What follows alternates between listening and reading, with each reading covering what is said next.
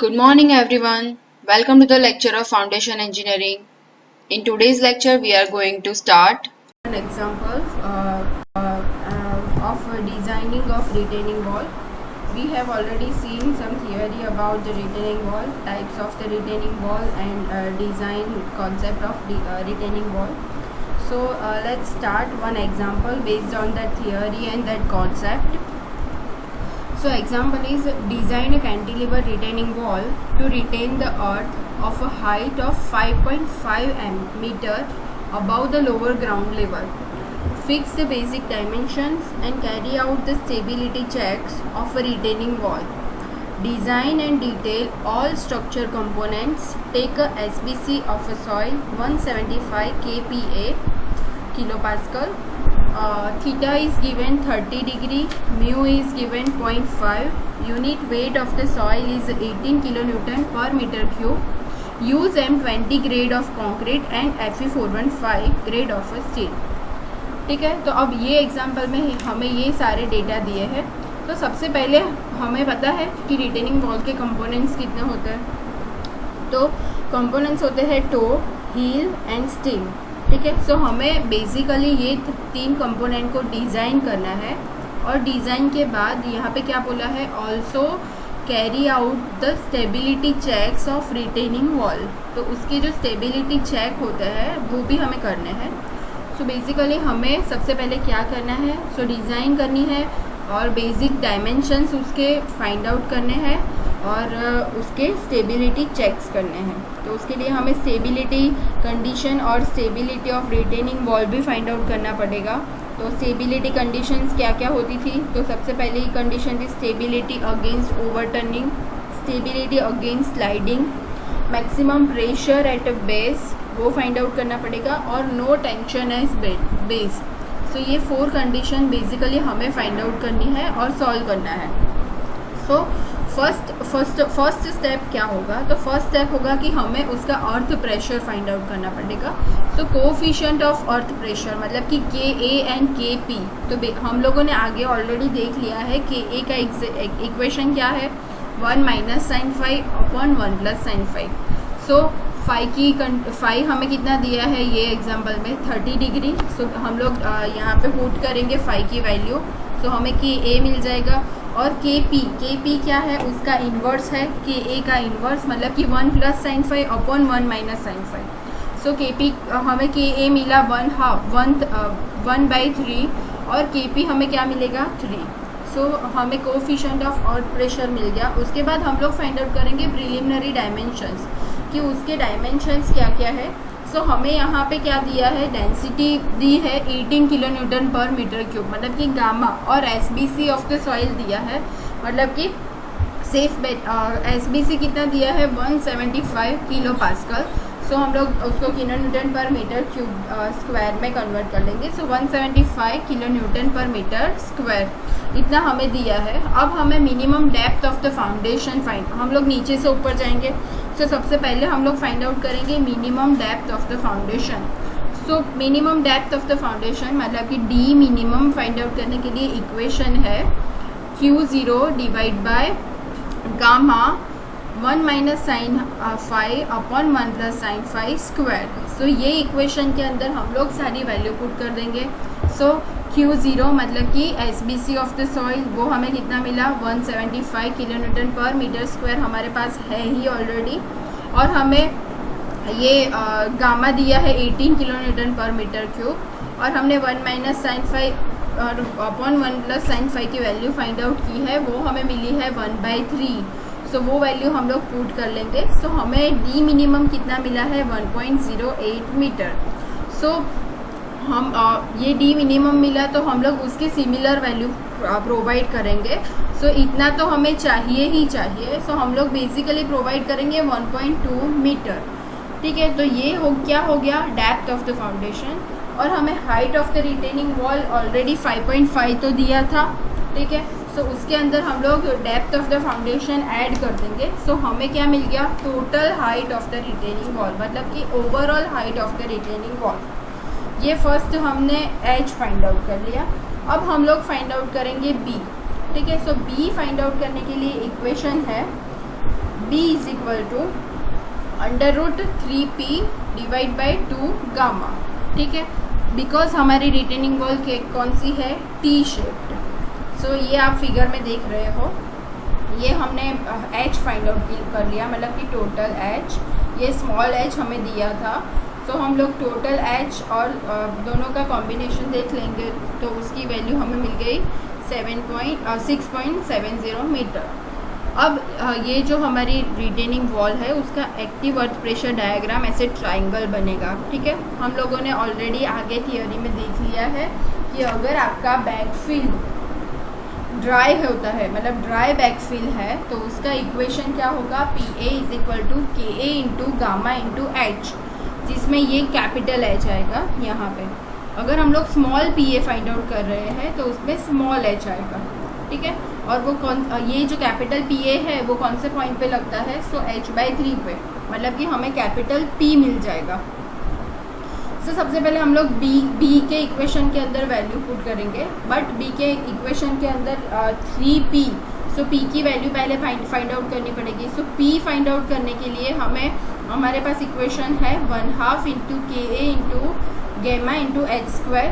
सो सारी वैल्यू हम लोग पुट कर लेंगे। सो हमें P की वैल्यू मिल गई 134.67 किलो न्यूटन। अब हमारे पास B का जो इक्वेशन था √3p/2 गामा, सो अंदर वैल्यू पुट कर देंगे 3 इंटू P की वैल्यू जो हमने फाइंड आउट की अपॉन 2, और गामा की वैल्यू है 18। सो ये वैल्यू ये जो है पूरा उसके अंदर ये हमें क्या मिल गया, B मिल गया, मतलब कि बेस मिल गया। अब हमें टो विड्थ फाइंड आउट करनी है। सो टो विड्थ जो होता है, मतलब ये आप फिगर देख रहे हो, ठीक है, उसके अंदर आप लोग देखो तो ये पोर्शन क्या है, साइड वाला ये टो पोर्शन है, और ये वाला जो पोर्शन है वो हील पोर्शन है, और ये जो पोर्शन है उसको हम लोग बोलेंगे स्टीम। ठीक है, सो ये टो पोर्शन जो होता है वो 1/3 ऑफ B होता है, मतलब कि ये जो टोटल B है उसका 1/3 पोर्शन। ठीक है, सो टो विड्थ अगर हमें फाइंड आउट करनी है, सो 1/3 बाई B। सो B की वैल्यू हमने जो फाइंड आउट की है, मतलब हमें कितना मिला, टो विड्थ 1.12 मीटर। सो हम लोग टो कितना प्रोवाइड करेंगे, उसको सिमिलर कर दे दो 1.2 मीटर। ठीक है, और provide total base width 4 metre provide कर लेंगे, मतलब इसको ये 3.35 है, उसको सिमिलर 4 कर लेंगे। और सो हमने टोटल बेस विड्थ 4 प्रोवाइड कर दी और टो विड्थ 1.2। सो हमारा हील कितना रह गया, 4 - 1.2। ठीक है, अब हम लोग देखेंगे thickness of the base slab, मतलब कि ये जो बेस स्लैब है उसकी ये थिकनेस कितनी होगी। ये टोटल हमें पता है 1.2 है, बट ये बेस स्लैब की थिकनेस कितनी होती है, तो उसके लिए क्राइटेरिया होता है thickness of the base slab basically 8/12 to 8/15 के बीच में रहती है। सो h/12 to h/15।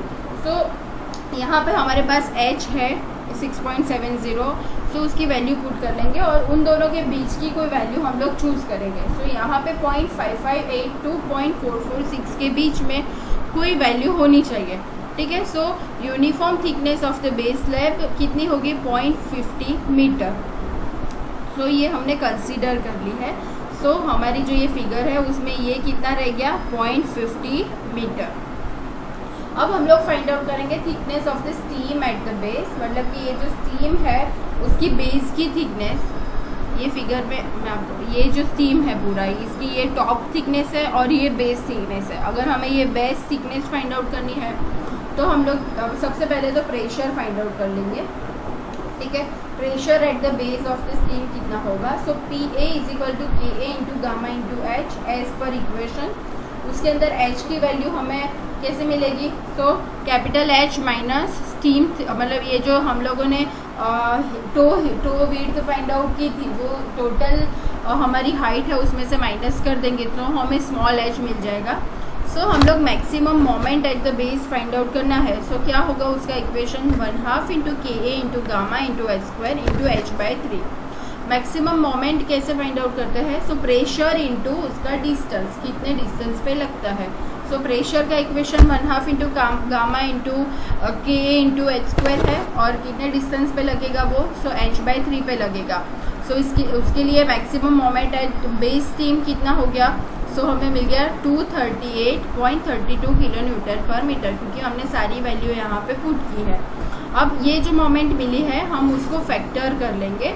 So factored moment का इक्वेशन होगा 1.5 इंटू, मतलब कि कोई भी मोमेंट या कोई भी फोर्स होता है उसको हमें अगर फैक्टर करना होता है तो उसको 1.5 से मल्टीप्लाई करते हैं, ठीक है। तो यहाँ पे फैक्टर्ड मोमेंट हमें मिल गई। अब हमें क्या फाइंड आउट करना था, डी, मतलब कि बेस का डी फाइंड आउट करना था, राइट। सो यहाँ पे हमें Fe कितना दिया है, 415 स्टील दिया है। सो Fe 415 स्टील के लिए मोमेंट का इक्वेशन क्या होगा, mu is equal to 0.138 FCK B into D square. ये इक्वेशन हम लोगों ने कहाँ पे देखा है, ESD में। आप लोग ESD में ये पढ़ के आए हो, ठीक है।